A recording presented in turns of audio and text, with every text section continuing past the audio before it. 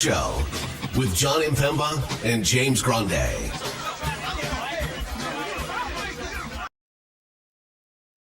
What is going on, everybody? Happy Friday and welcome in to another edition of the Fantasy Alarm NBA DFS Playbook live stream. I am your host, James Grande. I am joined by the newcomer, or one of two, Kobe and Shaq. I don't know if you prefer to be Kobe or if you prefer to be Shaq in this equation, but either way, it's good to be with Kobe or Shaq. You can follow him on the Twitter machine at EYS819 DFS. That is Keith Eyster. Keith, what's going on, brother? Welcome to the show.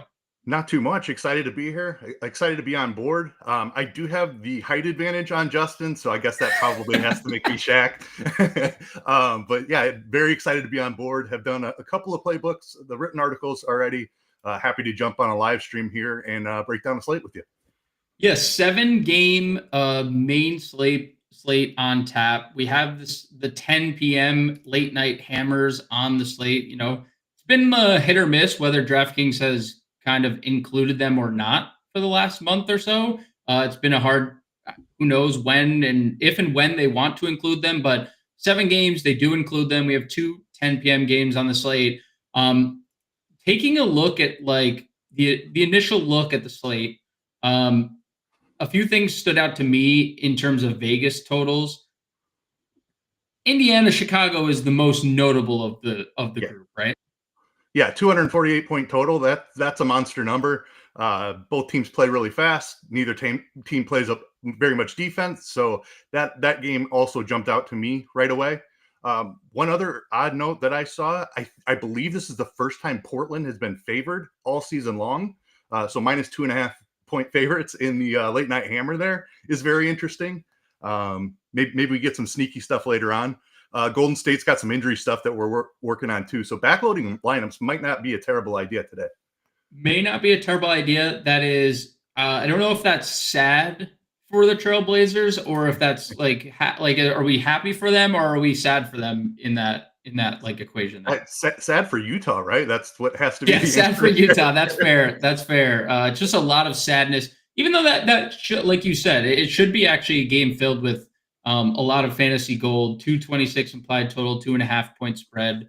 So a lot to like there. I see some our friends in the chat. Jeff P says howdy. I called Jeff out on being third in the chat yesterday. He followed up by being 10 minutes early. Jeff, howdy to you, sir. I see through you. Let's go. Good luck all. Prime 8 TGIF. TGIF is gosh dang right, dude. Holy cow. Needed this. Like we need air to breathe. Who we like, the Prince? Well, you showed up to the right place. We will, over the next hour, we will let you know who we like. Christopher Diaz in the chat. Let's go. 40K to first on FanDuel. Always chasing the bag, Christopher. Respect to you, my friend. And Sasha, good morning. Good morning from Sydney, Australia. Salute to you as always. So, you know, let's get this thing rolling. You mentioned some news we're waiting on. Some news that we were waiting on that we already got was San Antonio news, and that kind of shifted the slate and the narrative of it a little bit. Victor Wembanyama, doubtful to play on the second leg of a back-to-back after not playing yesterday. Devin Vassell, yet to play a back-to-back this year, also already ruled out. So there's a lot to, you know, sift through in San Antonio on the second leg of a back-to-back. Keith, why don't we get into the slate? And to do that, I will have to actually pull up the slate. There it is. DraftKings slate ready to rock. Let's get into the positions. Starting off at point guard, Steph Curry, 97. He is listed probable on the Warriors' first injury report. Damian Lillard, $9,400 goes up against the Boston Celtics, who look to be full strength outside of Kristaps Porzingis.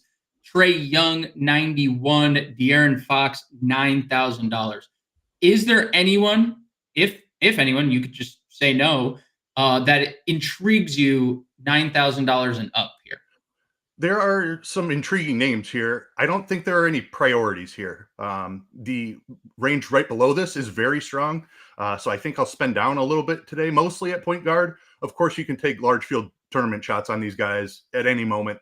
All 4 of them have massive upside.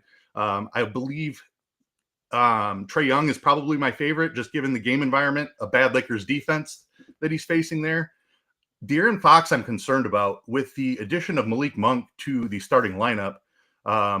That's going to hurt his usage. It has to. Like Monk is a very solid player, as opposed to someone like Keon Ellis, who had been starting alongside him, is really just a defensive specialist. No usage coming from Keon.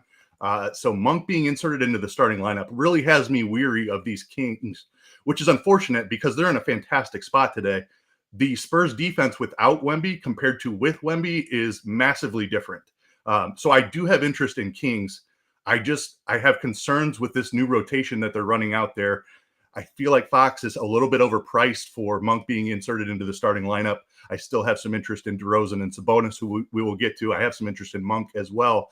But Fox just feels like he's going to take the biggest hit. Monk's had a huge assist rate in the starting lineup, which if you're hurting Fox's peripheral stats, that hurts his ceiling. So a little bit weary on Fox. I don't mind Trae Young. Lillard's in a really tough matchup. Curry's in a really tough matchup. Both of those guys can obviously shoot the lights out any given night, and matchup does not matter for them. But given their prices, I'll probably sit them out today. I have a little different opinion on Trae today. I'm still pretty much invested here. And I think, we are talking about a team 118.5 implied total.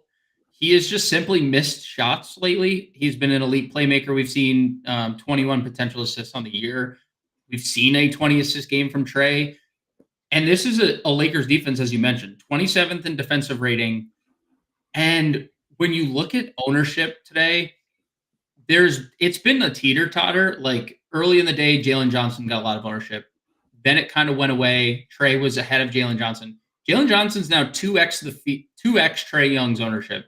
And I think of it like usually, and I always used to think like this when it was him and DeJounte last year, where DeJounte would be 2x the ownership of Trae, just simply maybe because of price. Now, I'm not saying Jalen Johnson doesn't deserve the usage or the ownership increase.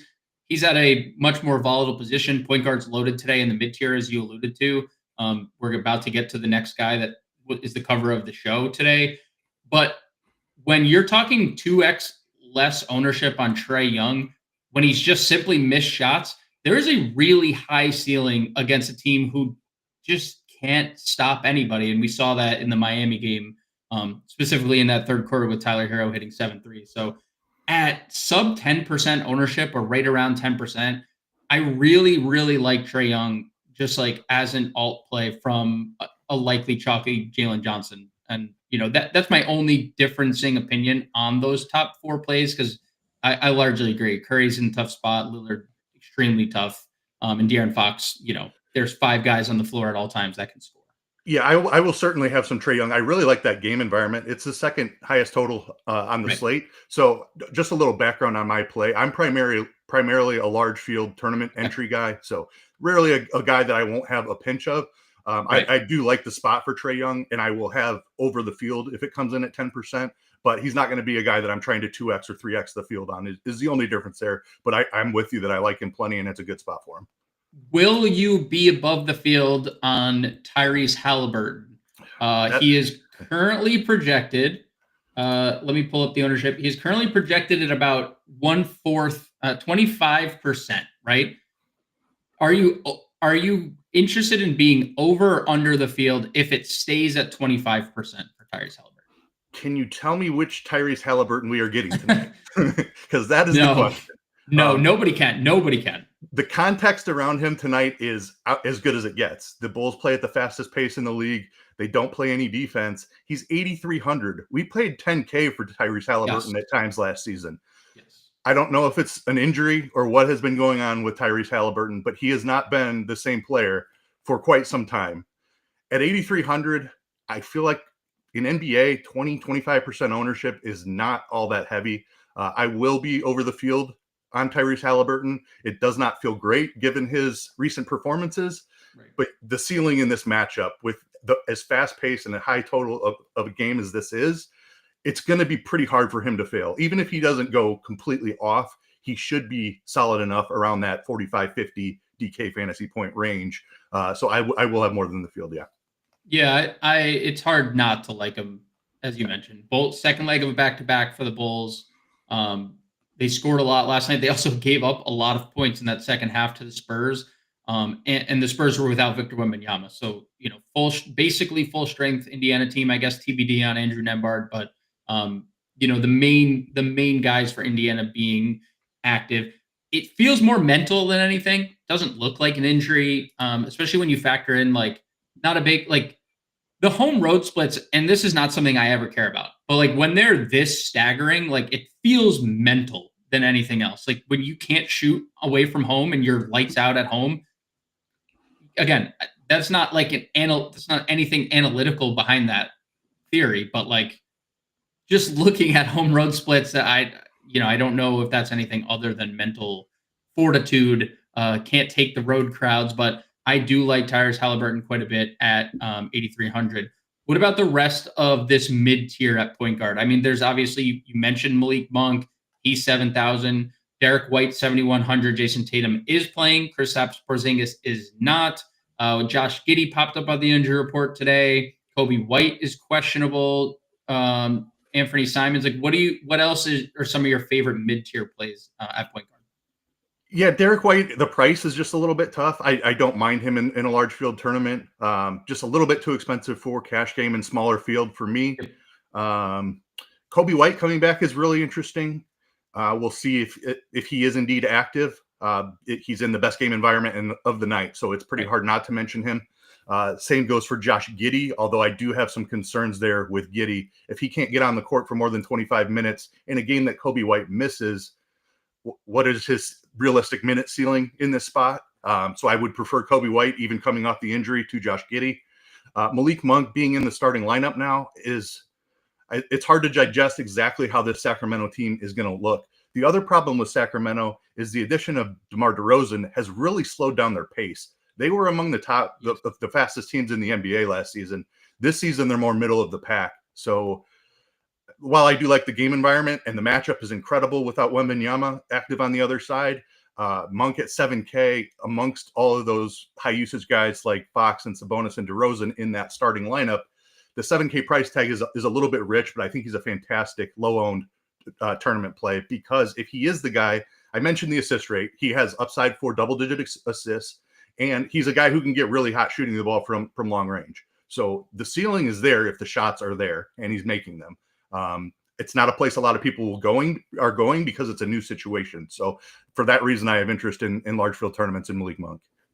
Yeah, even when you look at to the point you brought up about the pace with DeRozan, even when you look at these last 6 games, just looking at the Malik Monk, extended role situation. I know he's only started 3 of them. Upper 30s minutes. Yeah. Yeah.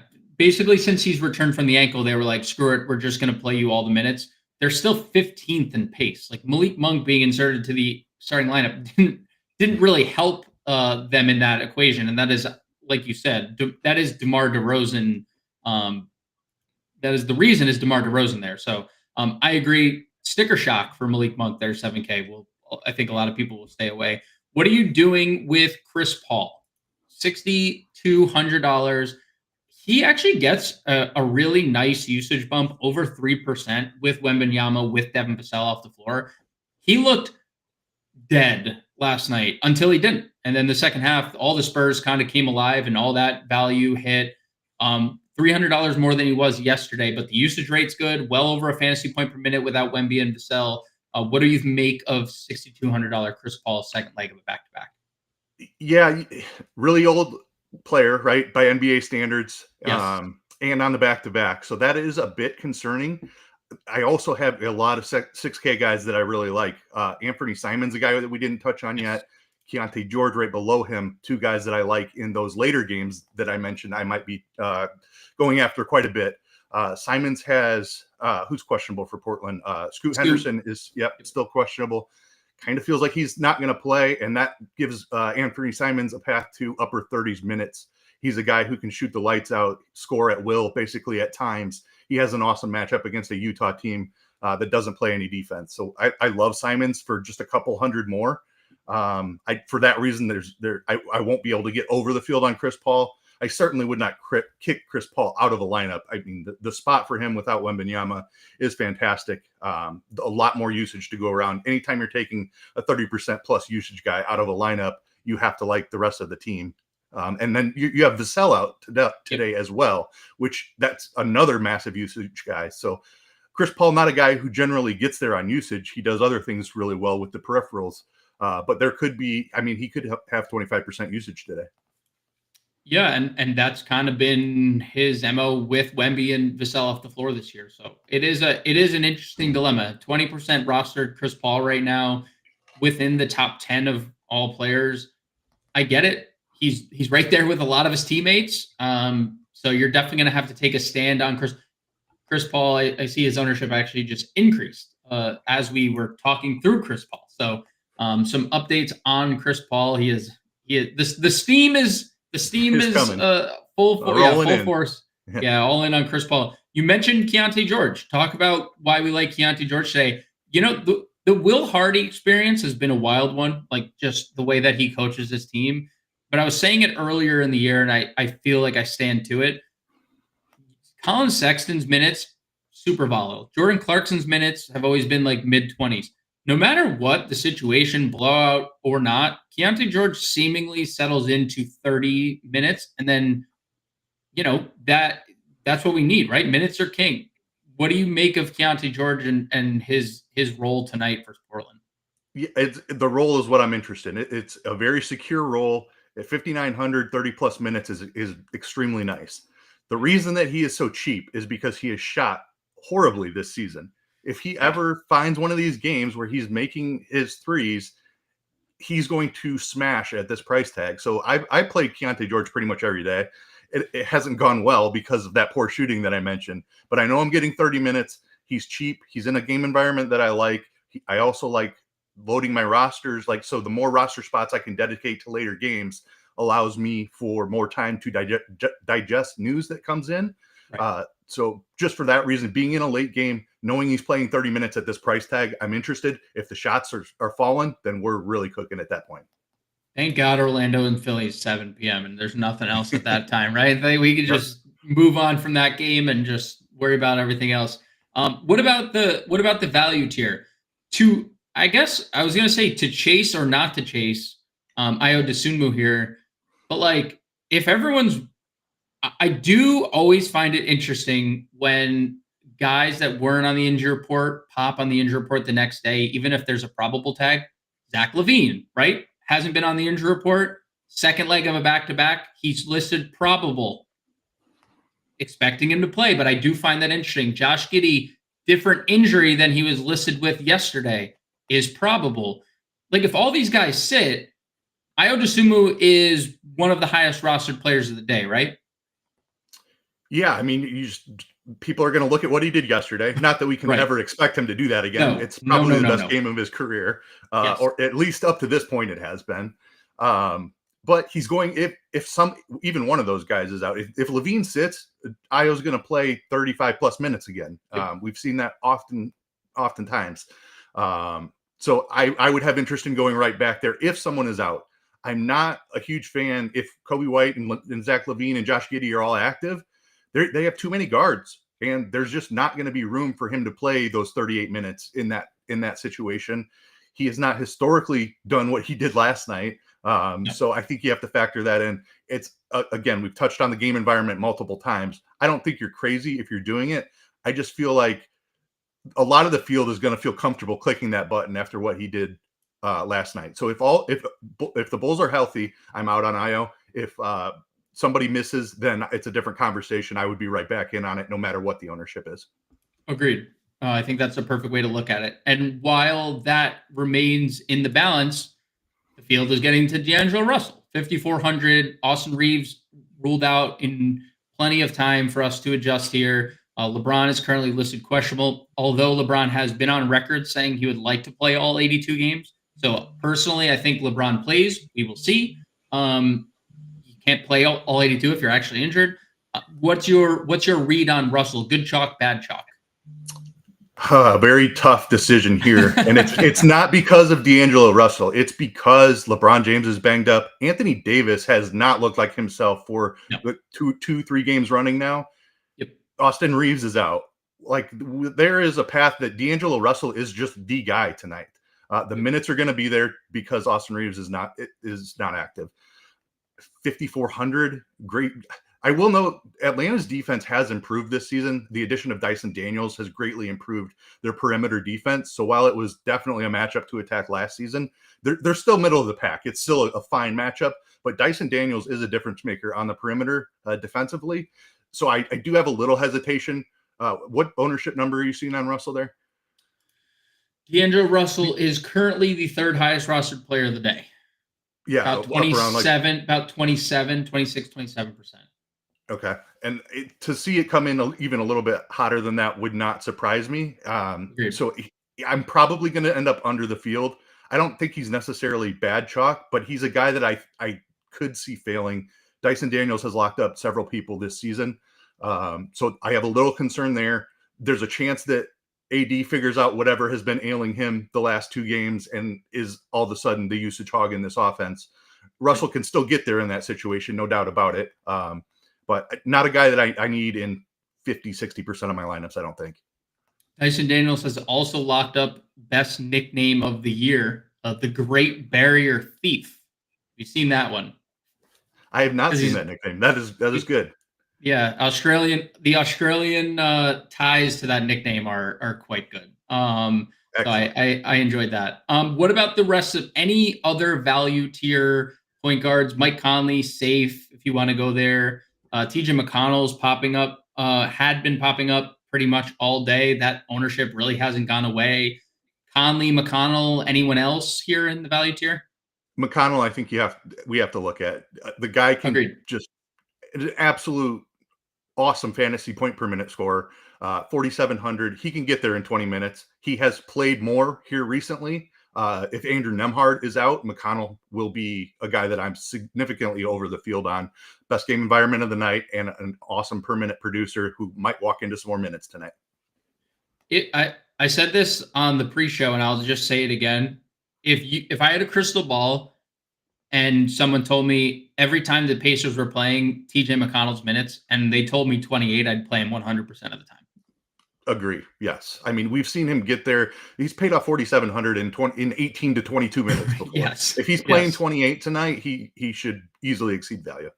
Right. I agree. Nothing else as it currently stands. So let's head over to shooting guard. I think that this is a pretty shallow position personally today. A lot of these guys we've already talked about. We haven't talked about Ant. We haven't talked about Jaylen Brown. Levine popped. He's probable, but again, something to monitor. Any of those 3 stand out. I mean, for me, they're nothing more than large field tournament players. Truthfully. Yeah. Yep. Same with Tatum returning. Brown is a little bit overpriced. Not the best matchup either. Edwards has a very tough matchup against Golden State, who's been excellent defensively this season. Yep. Levine would be my favorite of the 3. If Kobe White is returning, I believe that hinders his upside a little bit. Still in an awesome game, so I don't mind getting to some Levine, and the ownership number looks pretty good from what I'm seeing here. Ownership number on Levine does look good. The Bulls, for a game that has, and I think that probably just is the territory of like nobody knowing who's playing, because there's now 7 players on the injury report. Like, we figured Lonzo would be confirmed in. He's still questionable. Kobe White still, like, there's nothing concrete. Bazulis was added to the injury report even. So there's a lot of unknowns with Chicago tonight. Nobody are over 10%. Somebody has to sit, right? The Bulls cannot win. They have to, like, they lose their first round pick if they're better than the 10th. Like, they have to have a 10th or worse record this season, or they lose their first round pick. A team that's trying to rebuild will do everything they can to keep that first round pick. They have to sit some guys here. So Levine popping is probable. We might see a questionable downgrade here, and that eventually leads to him being out. Like, it really feels like the Bulls are sitting somebody else tonight. Maybe Kobe White makes it back and they sit Levine. If that's the case, I am going to be well overweight on Kobe White. Just removing Levine and Kobe White into that lineup. as a Bulls fan, as the show's Bulls fan here, Well, we have two of them. I'm from the Chicagoland area, so let's go. we're brothers there. Okay, I feel like Unfortunately, yeah, unfortunately, I feel like it's like kind of weird because Billy is on obviously was the betting odds favorite to lose his job first.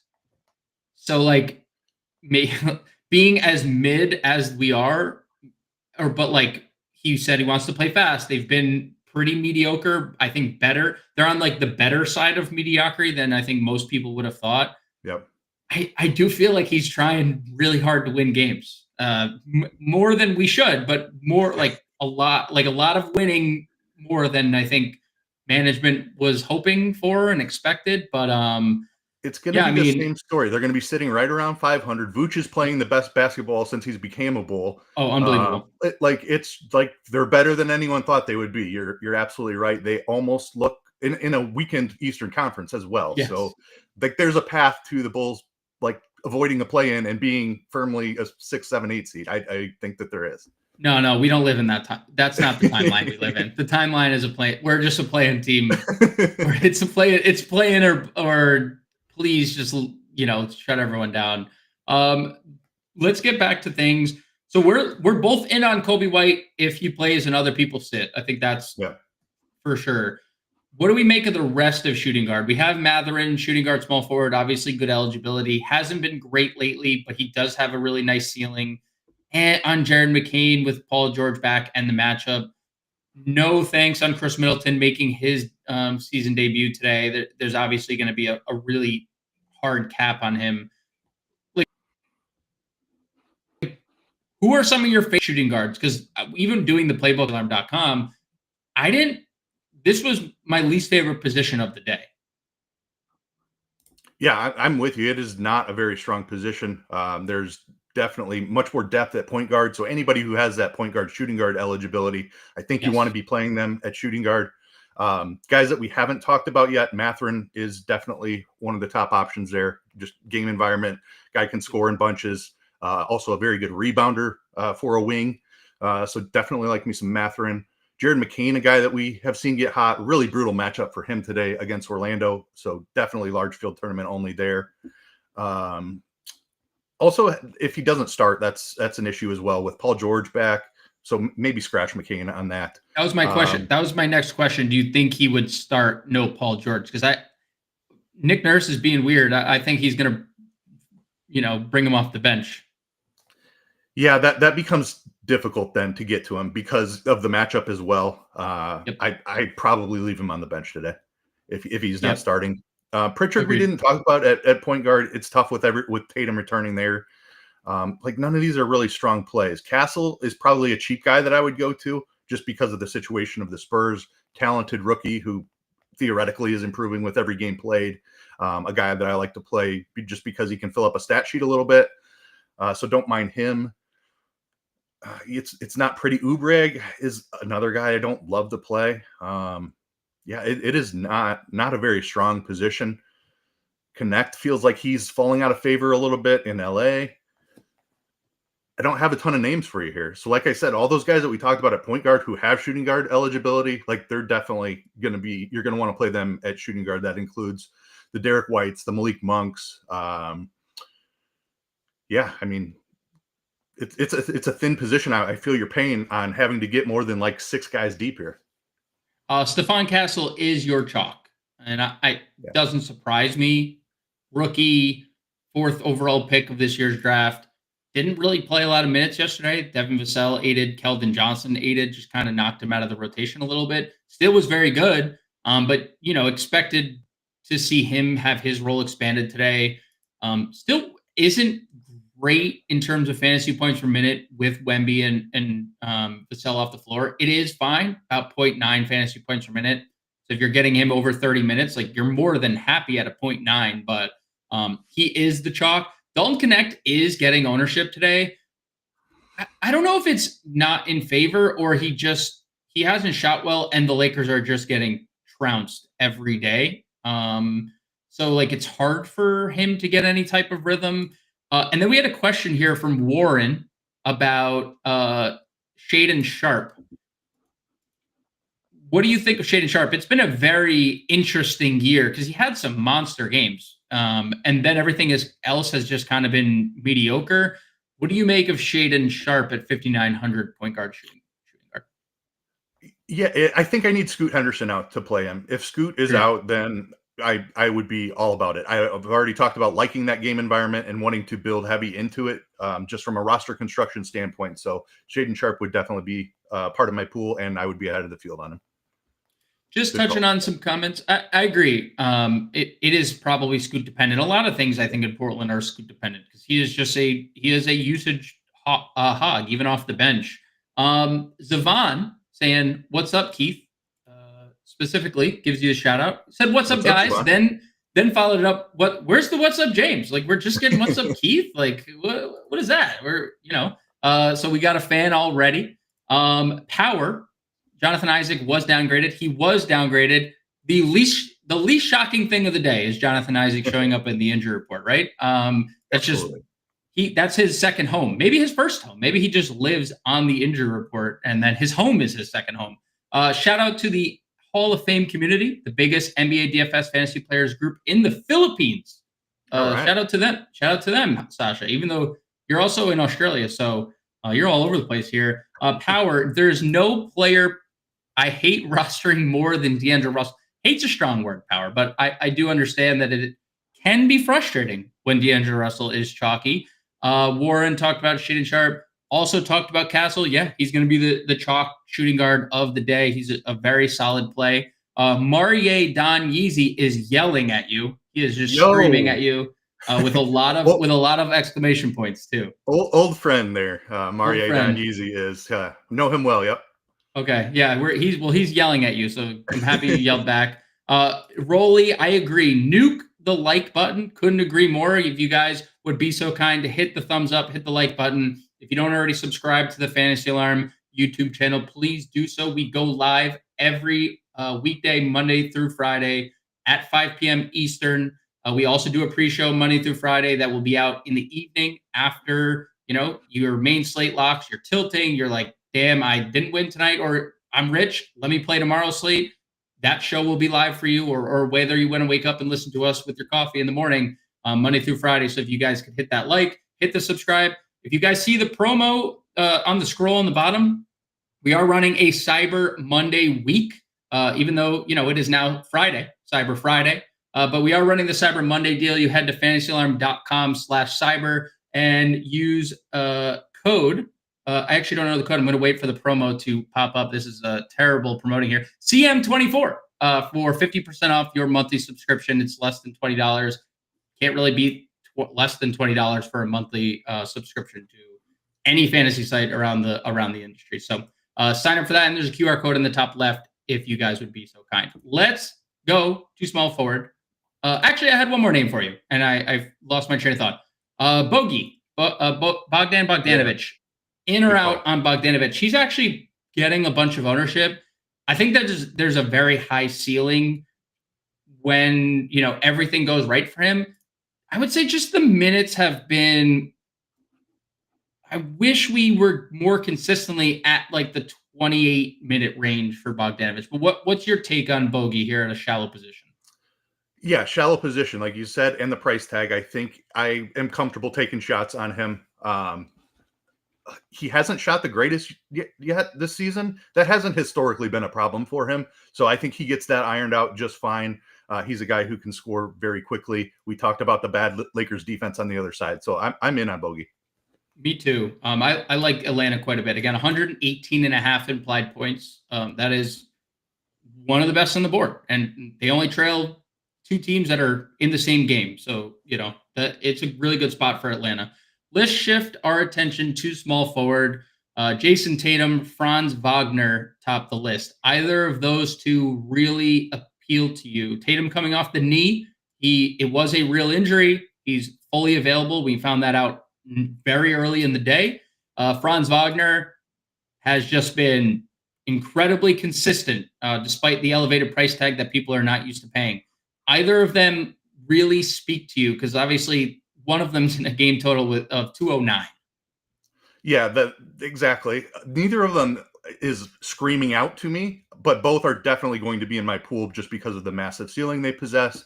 Right. I'll talk about Tatum first. In a matchup against Giannis, like they just Boston, Milwaukee are legit rivals. They always get up to play each other. We could legitimately see Tatum play 40 plus minutes in this spot. I don't have any intention on trying to get over the field on his ownership. If he's coming in around 15%, more than likely, that's probably about where I'll play him. But for the ceiling, he'll be in my pool. Kind of the same thoughts on Franz. With his elevator price tag comes his elevator ceiling that we have seen without Paolo Banchero. So I never mind clicking on Franz.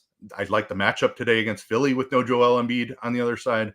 Paul George there to potentially shut him down. So maybe not the best. Like he probably doesn't have the best matchup of the Orlando guys, but I don't mind him. So fine with either of those guys. Neither are a priority though. I wish Paul George was in any other spot at $7,600. Yeah, I wish he was, because that price is too good to pass up on full minutes. Paul George, no Embiid, but I personally can't do it. Only if you're MMEing. You really can't get to him in any single entry stuff. What about the rest of the mid tier? Earlier in the day, still kind of has held firm. Lauri Markkanen has been a pretty popular name amongst the masses. He's coming in with really high ownership. This is the cheapest, tied for the cheapest price he's been all season long. $7,000. Obviously hasn't been as good as he's been over the last few years. $7,000 for Markkanen. DeRozan, 7,400. You briefly touched on earlier. What's your assessment of this mid-tier range in general? Yeah, DeRozan is a guy I mentioned just because they seem to be running the offense through him at the expense of younger guys like De'Aaron Fox, which is mind-blowing when you think about it. But Yes. they're letting DeRozan do his ISO thing in the mid-range instead of using Fox to get to the hole or running it through Sabonis. Like DeRozan has kind of become the focal point of this offense. In this matchup against San Antonio, a place he spent some of his career, I have, and I'm not a huge narrative guy, but that is a small factor here. More just how they're running their offense, though. DeRozan is not going anywhere, it does not appear. And I don't know why they're deciding to do this when they have guys like De'Aaron Fox and Domantas Sabonis on their team, but that appears to be what they're doing. So I'll lean into that a little bit. I think DeRozan has a fine ceiling for his price tag. Marketing, that's a game that I want to get into a significant amount. I don't necessarily want to spend this amount of money. I prefer the guys more in the mid-range. Marketing a little bit too expensive. You did mention that it's a price tag coming down, but there's some plays in the 5 and 6K range in this game that I really like. We talked about some of them already. So I'll have some marketing, but nobody I'm in love with. I'm the anti-narrative guy. Okay. I don't like fun. I don't like fun. I don't like anything that's fun. But I'm fine with DeRozan. I think Justin in our Discord said we missed the narrative that it's Giannis' birthday, and I went outside and I screamed it to my whole neighborhood. I'm playing a 12K Giannis because it's his birthday today. No, I'm just just poking a little fun. Let's talk about the 5K range here at small forward and under. Denny Avdia, probably too expensive with like Portland basically full strength. Kevin Huerter coming off the bench. I think there's a lot of intrigue 5K and under. DeAndre Hunter 5K has been really great for Atlanta off the bench. Julian Champagnie has gotten a lot of love since the Wemby Vassell news broke. Obviously, I feel like he was the most likely candidate to lose out minutes when they got full and when Devin Vassell was getting close to full minutes. That seemingly happened yesterday, 25 minutes for him, but he's really interesting. And then everyone's darling today, and the most popular player of the slate is Keldon Johnson. That is everyone's favorite play. $4,500 for Keldon Johnson. I believe this is the cheapest he's been all year. It is $100 less than it was yesterday after going for 28 and 5. Of those three, Hunter, Champagnie, Keldon, are you following the field? Would Keldon be your most exposed of those three? Or like, how would you break down this value tier at small forward? Most exposed of those three, yes. Also the guy I will be most under the field on, if Right. that makes sense. Yep, for sure. So we need to talk about the Spurs and what their intentions are tonight, because they started Sohan at the 5 last night, and they he sure got did. Absolutely torched by Vucevic. Sure he does not have an easier spot tonight if that's the way they elect to go, with Sabonis on the other side. Can they really do that again? I think they have to make a change to their starting lineup. I think their starting lineup is certain. Like, these are the guys I'd almost be certain on. Chris Paul, Jeremy Sohan. That's it. I think everything else is viable to change. Like, I would throw Castle in there. I think Castle starts at the 2. He's been in that role. Sure. And now with Vassell out, I think he's safe at the 2.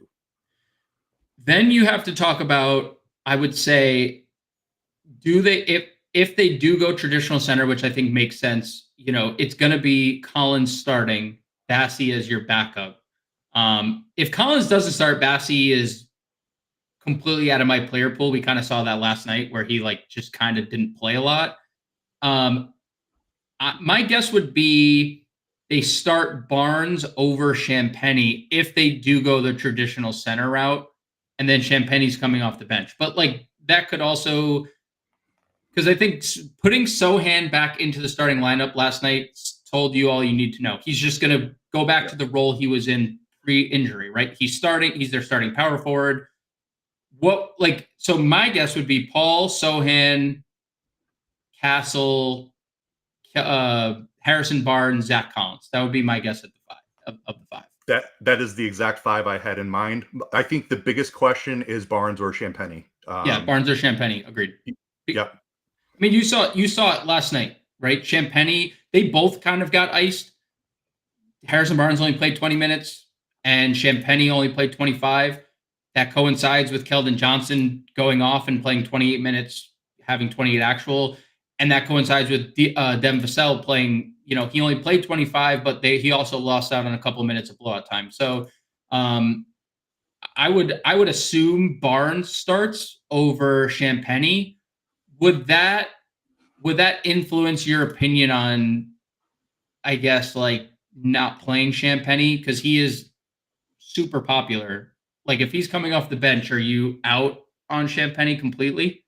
Not if it's going to drop his ownership. I think this game could go a bunch of different ways. We saw them change up their rotation a little bit yesterday just because Vooch was going off on them. So right, it could go, maybe it goes the other way where Sohan's not playing as well, and they try to get Champagnie out there for a spark or something. They need a little bit more of a shooter from on the outside. So I think the volatility of the Spurs rotation is something to lean into. If Keldon Johnson's going to be massively owned, and I don't think that's bad chalk. There's a ton of usage missing from this lineup. Keldon Johnson is a prime favorite to take over a ton of that usage. So it's good chalk. I'll play plenty of Keldon Johnson. I just want so much exposure to these lower owned Spurs that I won't be significantly over the field on him. So if Harrison Barnes is in the starting lineup, I'm going to play some Harrison Barnes. Unfortunately, as I did last night, and it's burned us plenty of times in the past. He's not a fun guy to roster, but that price tag, if he has a chance at upper 20s, 30 plus minutes, I think you have to have some interest there. I would prefer to get to Champagnie in that situation for a little bit more. I think he's just a better player, but I have interest in anybody who's in the Spurs rotation. We're going to talk about someone that we both. And I think this is a big talking point for us. We're going to get to center in a few. We'll move on to power forward here. Unless you had something else to anyone else on your radar at small forward. Nope, that should do it. Okay. Shout out to THT if all those Bulls are out. I think THT becomes. Oh, there you go. Yep. I put him on my all first team in there for a good time, not a long time last night. He's on the first team. Him and Mo Wagner are the first two players on that team. He's coming into Chuck, no doubt about it. He is coming in. Yeah, he's coming in Chuck. We're gonna have a good talking point at center though. Back to that because the center that we thought is going to start for San Antonio is not being rostered. So keep that on your guys' minds. Harrison Barnes revenge game, says Warren. I'm sorry. I'm happy for him.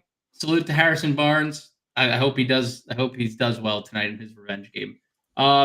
Jeremy Grant is what Primate is yelling at us. We could start there. I'll start with Jeremy Grant, 5,700. I'll bite. Let me ask you this, Keith, because you like this game. Yep. Where has Jeremy Grant's usage gone? Where is it? I have no idea. The price tag is coming down with it, though. It is. We talked up earlier about guys like Halliburton is at 8,300 when he was a 10K player last year. Jeremy Grant was a 7K player last year. Yes. So the price tag is reflecting that lack of usage. So I'm on board. Sorry, I missed the name of who commented on Jeremy Grant. I think that's a fantastic call. You don't get a Primate. Yeah, great call. You don't get many better matchups than Utah on the road. They're a terrible defensive team. If Scoot Henderson is out, maybe Jeremy Grant, and Scoot Henderson's been out before, and Grant hasn't necessarily picked up the usage. But given the price tag and the previous role that he had with this team, we know he's going to be out there for 30-plus minutes. So that's a given. At that price tag, I'm willing to just hope that the either he's really efficient shooting or he just falls into a few more shots tonight. Yeah, I wrote him up in the playbook today, and I just wanted to see, like, I wanted to feel something with Jeremy Grant again. So I just went and looked at last year's numbers, 26% usage, a fantasy point per minute. I was like, man, that feels good to look at. And then I had to come back to reality and like look at the it's like, I guess I have to check this year. 21% usage, less than 0.9. I do think it's a very interesting spot because the minutes haven't gotten away, even like basically full strength, even with Denny playing well. Like the minutes are still secure for Jeremy Grant. He's been really good peripherally, which hasn't always been the case in years past. He's been very scoring dependent. Man, if we could just get that old version of Jeremy Grant, 29th rated defense he's facing this evening. So I agree. I think Jeremy Grant at power forward is a very interesting play, $5,700 with some late exposure. Because if like you said, if Scoot's ruled out, I mean, there are more shots to be had for Portland. Going back up top, nobody, and I mean nobody, is playing Giannis Antetokounmpo. Are you in that camp? I mean, I know you're an MME player, so you will sprinkle Giannis, I'm sure. Like there will be a share or two or three. What is your feelings on Giannis in this spot? Because it's obviously not a good spot, but I feel like the way that I operate, if you get a low-owned superstar, it doesn't matter what the spot is. It doesn't matter. Like he has 80 fantasy point upside no matter who he's facing. I totally agree with that.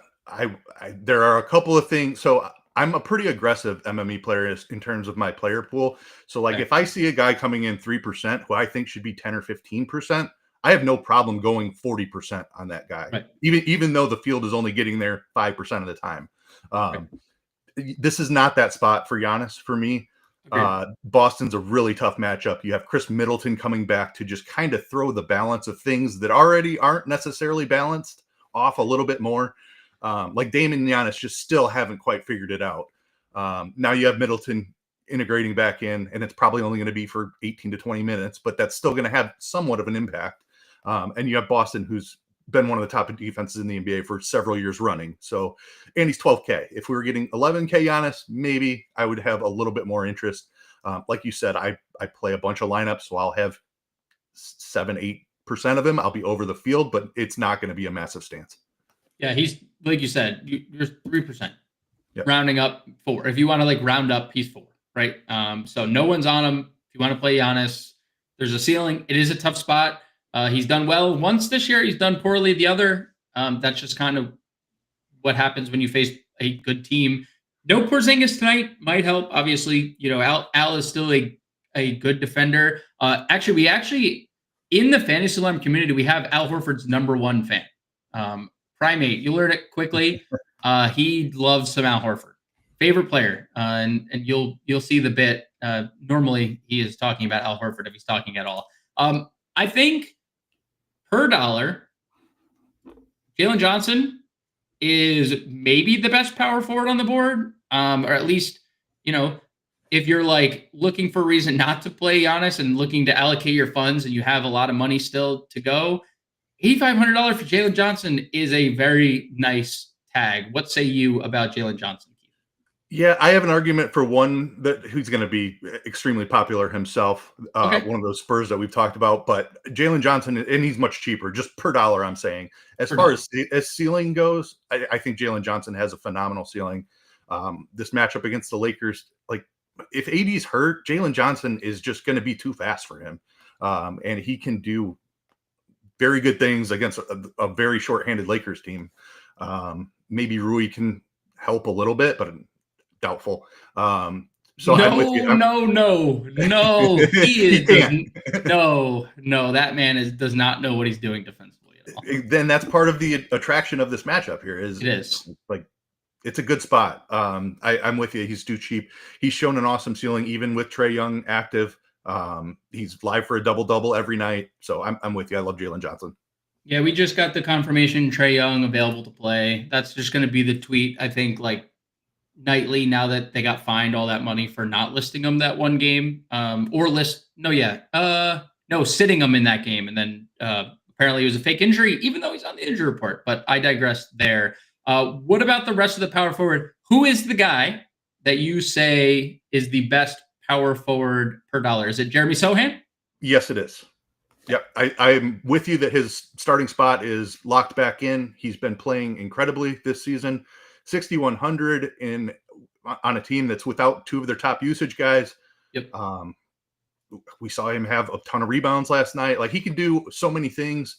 I'm not scared of the matchup against Sacramento. There's usage to go around. So given the usage to go around with everything else that he does, the minutes that came back to normal last game, so it's wheels up for Sohan for me. Absolutely wheels up. Honestly, I'm surprised he's not like I'm not saying he isn't highly rostered. I'm surprised he's not more. There's not more steam going towards Jeremy Sohan, and that could change leading up to roster lock.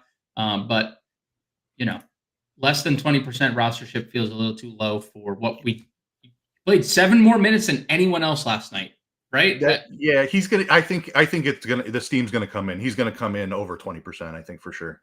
Agreed.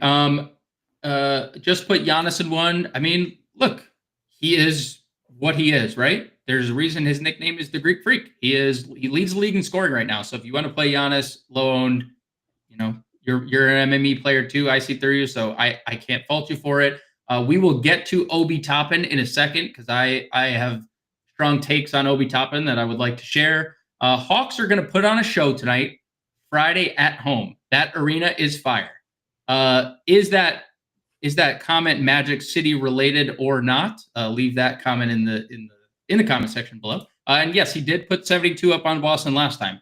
He also didn't do that great the first time. So, sometimes previous matchups aren't everything is very fluid, right? With the way things are in terms of matchups. So just because someone had a big game last time doesn't mean they'll have another one this time. Who are some of your other favorite power forwards? Do you like Siakam 7,800 in the bull spot? His usage has been way down the last few games. It has looked ugly, but obviously the spot is great. We have the Utah guys. Like, what else do you like here at power forward? I do like Siakam. I know the usage hasn't been great, but this game environment is too good to not pay some attention here to Pascal Siakam. So I will definitely have some exposure there. We talked about Markkanen a little bit already, DeRozan a little bit already. Jeremy Grant, honestly, is one of my favorite plays here, who we touched on off the jump. Yep. I do think Kuminga is interesting, particularly Wiggins is listed questionable. So if Wiggins is out, Jonathan Kuminga becomes an excellent per dollar play, in my opinion. He's a guy that can produce when he's given the opportunity. He just hasn't been getting the opportunity here recently. It's not a good matchup against Minnesota, but if he gets the minutes tonight, I feel pretty good about Kuminga if Wiggins were to sit. Yeah, I think that's a good shout. And if you remember, Draymond specifically came out and said, like, Kuminga's not a 4. That's why he's not starting. He's more of a small forward. Well, guess what? Andrew Wiggins, small forward. So that would be, match made in heaven, I think, if Wiggins were to sit. So I like that shout quite a bit. And to the style that you play, feeds right into your lineup construction. So 2 late night games will definitely help facilitate getting some Kuminga into your lineups if we get some news. DeAndre Hunter, as we mentioned, 5K. I saw John popping in. not from the airport bar like he was last night, but he is safely and soundly in wedding season this weekend. So go have some fun, John. Get out of our chat. Go have some fun, right? Just can't stay away, right? Come on, get out. We talked Keldon Johnson. We talked Harrison Barnes a little bit. Is there anything else at power forward? Oh, Obi Toppin. Yep. I really, really like Obi Toppin here. It might be a little Nembhard contingent for me because I think minutes can obviously be shifted around. But like power forward, center, backup minutes, he has them on lock. 3 of the last 4 games, 22 plus minutes. Obi Toppin's usage rates the last 3 games, 25.5, 33, 24%. And that's coming off the bench. Like you're getting 3 straight games of 24% usage rates or better. And you're getting a guy who has played a bunch of minutes lately in an up-tempo game, and he's going to be the most athletic player on the court for either side. That is a dream scenario for Obi Toppin. He even closed over Miles Turner the other day. It was only a few minutes, but they took Turner off the floor in favor of Obi Toppin. No one's really getting to him today. What is your take on Toppin in some large field stuff? I love that call. We have not talked about anybody below 4K, I do not believe. And it's not something I necessarily need today because I'm staying out of the top range. Like right. I'll have some Giannis, I'll have some Tatum, but there's no Luka, there's no Jokic to pay up for. So we don't necessarily need the 3K guys that we had a plethora of yesterday. But I do like the spot for Toppin. The game environment is the best of the night. The minutes look pretty solid here recently, and he's the cheapest player that we've mentioned so far, I believe. So I'm definitely in on that. Yeah, I mean, $3,600 is a very good price if we're going to get the minutes. Like if Obi Toppin's sitting low to mid 20s minutes, then I think we're cooking with something there. Mikkel, thank you. Appreciate the kind words. Thanks for sticking around and thanks for supporting the show. Lou Will holding it down at the city. Yeah. Lovely. Shout out Lou Will. Hawk, great. Let's go to center. Let's wrap this thing up. We'll get a lineup built and we'll get out of here and we'll start our weekend kind of. We'll just be sitting behind our desk for the next hour until luck. Center, Wemby is doubtful. That brings us to Anthony Davis, Domantas Sabonis, Nikola Vucevic. Those are your 3 players above $8,000. Who, if any of them, are priorities for you tonight between Davis, Sabonis, and Vooch? So it's tough because we don't know what's going on with Anthony Davis. I think it's a phenomenal spot for Anthony Davis. He was on pace to contend for an MVP award this year. Now, Jokic is doing incredible things, but I think he would have been top 5 in that discussion. And then he's just fallen off out of nowhere here recently and has played some of the worst basketball of his career for 2 games straight. I don't know what to do with that. I like the price tag on Anthony Davis. If I knew I was getting early season Anthony Davis, I know he's been listed with that foot injury. Is he not letting the world know just how serious that is? If that's the case, why is he even trying to play through it? The unknown there, I think, I'm not sure what ownership number you have there for Davis. If we knew he was healthy, he'd be one of the more popular players on the slate, given his price point below Giannis and the fact that there's enough value with the Spurs and others to get to him. I think he would be pretty popular here. So I'm torn on where his ownership comes in. I think everyone's going to feel that he's not right, and they will not be able to click on him or put him into their builds. I think they'll intentionally go underweight on him. So I'm seeing him around 15% projected around the industry. If he comes in at 8%, I have a lot of interest in Anthony Davis, even though he's looked awful here recently. I just updated. I see a little higher than 15 on AD, which, I don't think many people know what to do with center because, again, we're going to talk about the Spurs situation with Wemby out. Nobody is playing either Spur when everybody was playing them yesterday. Now, and still nobody's playing Sohan. So, what do you guys think? What does the field think the Spurs are going to do tonight? Nobody apparently knows. But AD about between 19 and 20%. There's, I mean, 1, 2, 3, 4, 5, 6, 7 center only plays getting double digit ownership. I just don't think anybody has any clue what to do at the position. Yeah. Because If he does come in at that 20%, then I'm out on him just because of what we have seen. I just feel like the context around him recently looks really bad. It's not going to be a comfortable click for anybody. So be really curious to see where that comes in. I like the spot. Nobody knows if he's healthy. what if, and we didn't really talk LeBron, what if LeBron sits? Yeah, different conversation there. You have to have interest. No matter what he's looked like, I think you have to have interest at that point. Most popular spend up by far. Yes. Yeah, by far. I like Sabonis. Really, no matter who is the Spurs center, you talked about it. Vooch killed Sohan. Zach Collins is going to have 2 fouls in 2 seconds guarding Sabonis. And then Charles Bassey, like, good luck to you, sir. I mean, I like Sabonis. I like the price coming down, too. It's just there's a lot of cooks in the kitchen in Sacramento. Anything else to add to Sabonis? Like, you nailed it. Like, I don't think he has the same ceiling with DeRozan there. Yeah. I Monk, love Monk in the starting lineup too. That changed. And yes, exactly. But then you look at what Vucevic did last night, and I will have some Sabonis, no doubt, just because. Like, why would they not take the easiest path if it's been given to them? If San Antonio does start him again at the 5, you just have to start feeding Sabonis, seeing what Vooch just did. Agreed. So I'm with you there. Vooch is great, 84, and especially if people sit. I mean, the whole offense is gonna flow through Vooch in the post there. I think the mid tier is a very interesting position because they're all getting ownership. All of them. I mean, you except one who is actually the guy I actually like the most in tournaments. DeAndre Ayton, double-digit percent ownership. Miles Turner, double-digit percent ownership. Rudy Gobert, double-digit percent ownership. Not Walker Kessler, though. That's the guy that I think is really appealing. We actually just had a comment in the chat from Primate. I wrote him up. I like Ayton. I like Turner. I like Gobert. I think they're all fine. Walker Kessler's been equally as good as them. And when you're talking about, like, you're getting him at 1/3 the ownership as basically everyone else, why does he look so different than the rest of them? He has better, like, the others may score better than him, maybe not lately.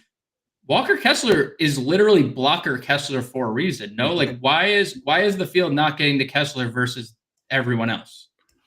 You stole my thunder, man. This game is sorry. No, it's my favorite way to get away from the chalk on this slate is playing a ton of Utah Portland. And like you mentioned, all those other guys are double-digit owned. Walker Kessler is half of it. It's a fantastic spot for him. Portland hasn't played defense in years. DeAndre Ayton isn't even going to try. I love the spot for Kessler. I love the game environment. I will try to build as heavily into it as I can. So I'm totally with you there. Kessler, price adjusted, is probably my favorite play at the position. We got to talk about Zach Collins too, for sure. Yes. Especially since if we don't know the Spurs starting lineup until 30 minutes before, he's going to be lower rostered than he should be. He is going to be lower rostered. And you know, for what it's worth to those listening, both Keith and I think Zach Collins is starting tonight. Yeah. And that obviously makes a big difference. Could he get 2 fouls in 10 seconds and then, you know, it doesn't matter and the leverage that we may have on the field is gone? Yes, because that is who Zach Collins is. But you can't play DFS that way. If he's starting at sub 5%, he is a great tournament play, period. No Wemby, no Vassell, very good fantasy play per minute guy. So I think Zach Collins is an excellent tournament play, whether we know the starting lineup or not, because, you know, we think that he's starting, and they gave us every reason to. Traditional center mashed you last night. Now you have kind of traditional center, even though Sabonis came into the league as a power forward. You know, we don't need to talk about that, but the same result is gonna happen if you're going back to Sohan at the starting lineup. So I think Collins is an amazing 5K play. There was a comment we had earlier Not from Justin saying Mo Wagner no matter what. That is definitely not the one. But Jalen Smith, worthwhile punt, also not the one. You can always play Jalen Smith. Might not play on a random day and might just we don't know. The news is never given to us and he doesn't play. That's also in the Jalen Smith cards. But we had a comment from Looney or from Primate about Kevon Looney. They've started him back-to-back games without Draymond. I guess my question is, do they go back to what they were doing earlier in the year with Draymond at the 4 and then traditional center, which was TJD, now it's Kevon Looney?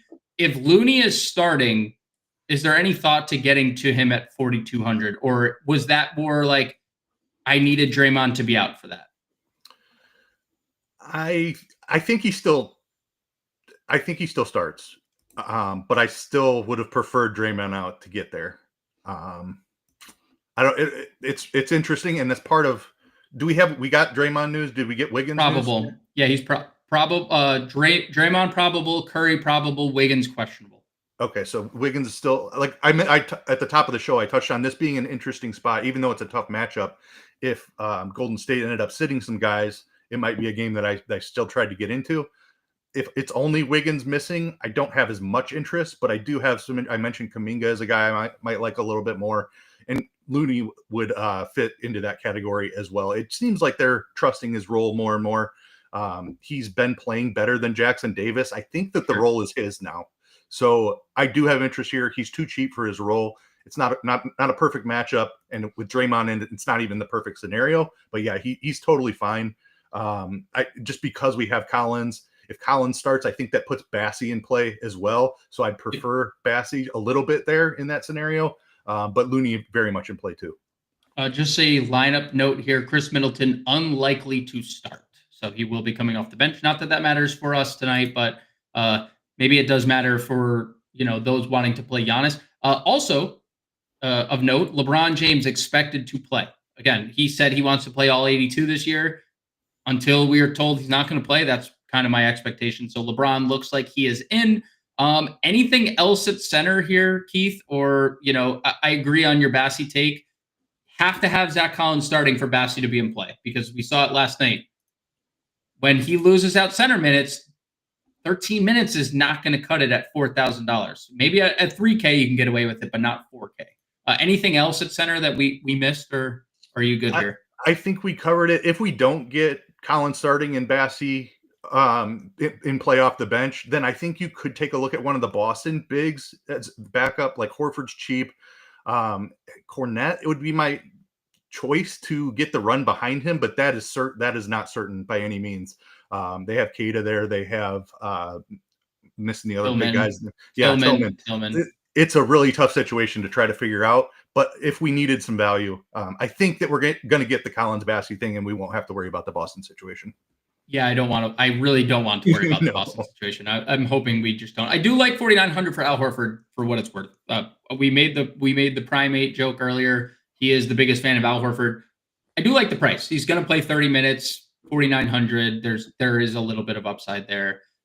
Let's get out of here with a lineup build. Are we just starting with Spurs? Like Keldon Johnson is likely the guy that we plug in first. Sohan was a guy that you wanted to be overweight with 6,100. I completely agree there. Stephon Castle probably, right? Just bang out the Spurs right away and just kind of move on from there and figure out the rest. Yep. And I like the three that you chose there too, just because point guard is such a strong position. We don't know for sure on the center yet. So if we're talking single entry small field, I think you're starting with Collins out of the lineup for now. But yes, I would definitely have a plan to pivot into that because I feel like that's coming down the pipe here eventually. Agreed. We'll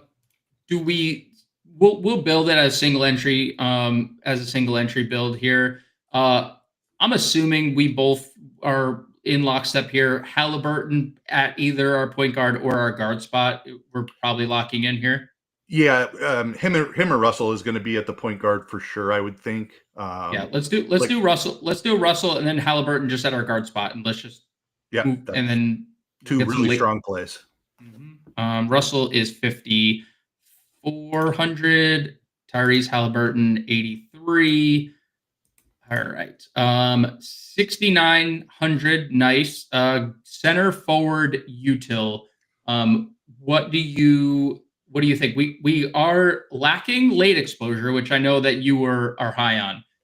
If you could play one player from the 10 p.m. window, who is your one lock? Oh, that's tough. I have two that I really like. Who are your two locks? Who are your two locks from the league? Anthony Simons and Walker Kessler. Okay. I was hoping we were going to get to Kessler, truthfully. That was my hope. Because I too am heavily invested there. 8,000 for a forward. We don't have a lot of Indiana Chicago exposure. Would you be good Siakam Halliburton as the final piece? $7,800. I don't think we have no roster flexibility other than like we can't slide anyone else. Who would be your pick here with $8,000 or less? Depend. I think the Bulls situation matters. If Kobe White misses again, Zach LaVine is right there. Agreed. We can play. Agreed. Otherwise, I think it's Siakam. You touched on Paul George a little bit. Just the minutes have been there. It's a really tough matchup for him. I do like DeRozan a good amount because the Spurs defense without Wembanyama is vastly different. So I think that's a little too much money to leave in an NBA build, to be honest. So I think Siakam is the guy, even though it's Halliburton, Siakam. I try to avoid stuff like that, playing the two studs on the same team in large field where you need a higher ceiling. If we're calling this single entry or small field, I'm totally fine playing those two guys together. Literally, they could score 140 points tonight against the Bulls. Right. What if we did this? I was just thinking of we could also do this. I know we were both kind of high on Jeremy Grant. Hold on. I'll do this first. Jalen Johnson, Jeremy Grant as the final two pieces. Do you like Johnson Grant versus Siakam Simons? I think because of our lack of exposure to the Indy Chicago game, I think I want Siakam, the Siakam side there, but it's really close. I don't have an issue with either one. Okay, we'll go with our original build, Siakam Simons. I like that quite a bit because Simons has a massive ceiling. D'Angelo Russell, Stephon Castle, Keldon Johnson, Jeremy Sohan, Walker Kessler, Tyrese Halliburton, Pascal Siakam, Anthony Simons. $200 left over. Last question of the day. We'll go to Primate because he was in the Discord, almost had a takedown. Is an MME player. Wants to know, Keith, do you set a overall max exposure for MME? As far as per player, I'm not sure exactly what he means. If I can expand on it a little bit if he can clarify in the chat in the meantime. But yeah, I will. A guy like Keldon Johnson, who's going to be massively owned tonight, I will set a max exposure to him. So tonight, say I want to be 10% less in the field on Keldon Johnson so that I can get above the field on Chris Paul and Sohan and Castle and I assume that if Collins is in the starting lineup, I'm going to want as much exposure as possible. So right. I'll set a cap on a guy who's currently projecting great and showing up a ton in my run, so that I can get overweight on some of the other pieces. Yes. What if this is a team question? Max 4, max 5. Yes, I do that quite a bit, and generally more aggressive than the field. Like the Spurs situation, most people will be fine playing 5 Spurs. Yep. No chance I will do that. I might even play only 3 Spurs. Okay. So I do that pretty aggressively. Okay, cool. And that's large field. Obviously, in a single entry, we have 3 here. I'd be fine with that in large field. I think in a small field, you could go 4 or even 5. But in large field where you need higher ceiling, it'd be like max 3, max 4 for me. Right, and especially like if we were to get the Collins news here, we're probably, not to say we wouldn't play Kessler in some iteration, but we're probably getting a 4th Spur and Zach Collins would probably be that guy in a single entry. So love that from you. Let me. I know we're running late. We'll get out of here. Bowers, we got to hit Bowers' question. He's in our Discord each and every day. He grinds every single day. Grant or Matherin? FanDuel, same price. Oh man, I like them both, but that's a good with the game environment there in Chicago. I think I have to lean Matherin there, but I do really like Jeremy Grant today. But give me Matherin. Jonathan Isaac ruled out as the final note of the day. So poetic, Jonathan Isaac not playing. We are such a Jonathan. This is the Jonathan Isaac fan club, so it's only right for him to be ruled out. Everybody have a great weekend. Big shout out to Keith for filling in the shoes of John and Pemba. John, have a good wedding. Keith, have a great weekend. I know you're going to be victorious. Thank you. If you guys need to follow Keith at EYS819DFS on the old X machine. You can follow me at _real_grande. Again, thank you guys for tuning in. It's been a fun week. It's going to be a profitable weekend. Peace, everybody.